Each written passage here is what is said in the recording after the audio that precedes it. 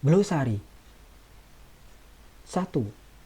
Antipartikel atau antipartikel.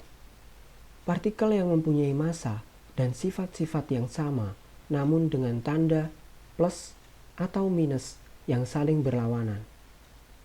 Contoh dari partikel dan antipartikelnya adalah elektron dan positron. Keduanya mempunyai nilai muatan yang sama. Hanya muatan elektron adalah negatif, sedangkan muatan positron adalah positif. 2. Antibahan atau antimateri atau antimatter.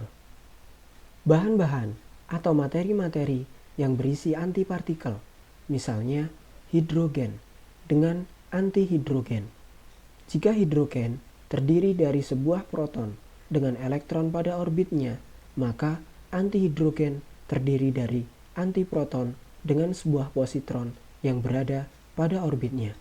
3. Horizon peristiwa. Sebuah singularitas akan mengakibatkan ruang waktu melengkung tak terhingga. Ruang waktu yang terlengkungkan tersebut mempunyai sebuah kawasan yang tidak sesuatu pun dapat melepaskan diri dari pengaruh tarikan singularitas. Kawasan tersebut kemudian dinamakan lubang hitam. Tapal batas terluar, di mana pada batas tersebut tidak sesuatu pun, bahkan cahaya, dapat melepaskan diri dari pengaruh tarikan singularitas, dinamakan dengan horizon peristiwa. 4. Luminositas. Kecemerlangan bintang yang dinyatakan dalam jumlah keseluruhan energi yang diradiasikan tiap satuan waktu. 5. Cahaya yang dilengkungkan. Benda dengan gaya gravitasi yang sangat kuat, lubang cacing.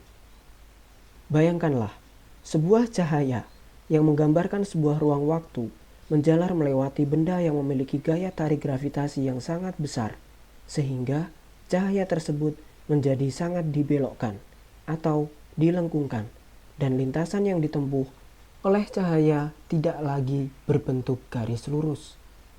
Cahaya, katakanlah, sangat dibelokkan sehingga lintasan yang dihasilkan berbentuk setengah elips.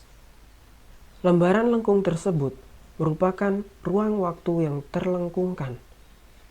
Jika kita dapat membuat terowongan yang memotong lembaran elips lengkung tersebut, maka kita menemukan lintasan terpendek dari ruang waktu, dan inilah yang dinamakan lubang cacing. 6. Pergeseran merah. Bintang-bintang pada dasarnya memancarkan cahaya dengan karakter frekuensi yang unik.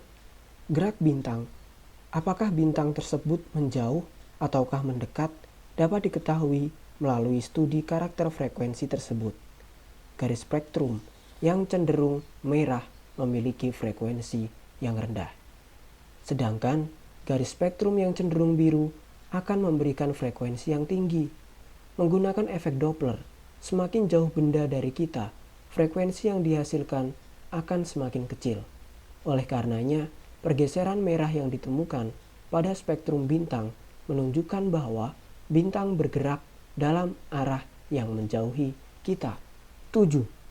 Pergeseran biru merupakan kebalikan dari pergeseran merah, di mana pergeseran ini menunjukkan bahwa benda akan menghasilkan frekuensi yang semakin tinggi, sehingga fenomena ini menunjukkan bahwa benda tersebut bergerak dalam arah mendekati kita.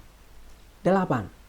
Singularitas, suatu titik di mana bahan-bahan akan termampatkan dengan kemampatan tak terhingga dan mempunyai massa yang besarnya tak terhingga.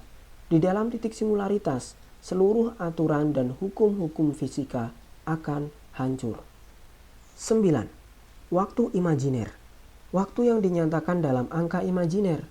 Waktu yang dinyatakan dengan kuantitas imajiner memuat faktor I atau akar min 1.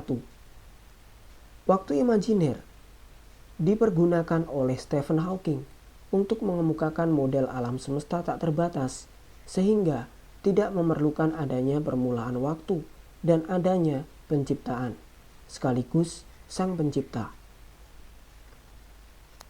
10. Paritas kiri atau left-handedness. Sebuah partikel, baik molekul, atom, maupun inti pada tingkat energi tertentu akan memiliki spin tertentu. Spin ini dapat dibayangkan sebagai sebuah rotasi yang terjadi pada sebuah bola.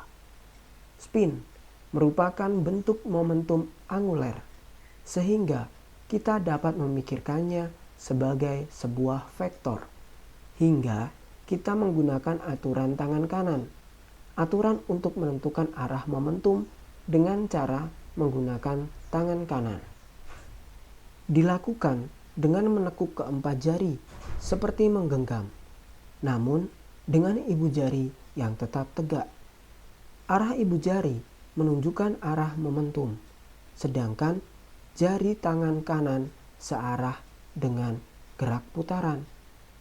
Partikel dengan paritas kiri atau left-handedness tidak mengikuti aturan tangan kanan, melainkan mengikuti aturan tangan kiri dengan spinnya ditunjukkan oleh keempat jari tangan kiri.